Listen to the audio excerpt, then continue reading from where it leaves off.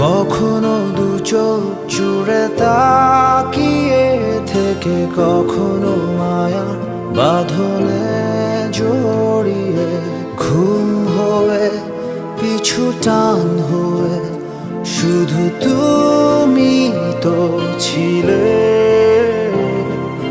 পথের প্রান্তে গাওয়া গানগুলো আর পুরনো খাতায় লেখা লাইনগুলো নীল হয়ে অমলিন হয়ে শুধু তোমাকে খোঁজে।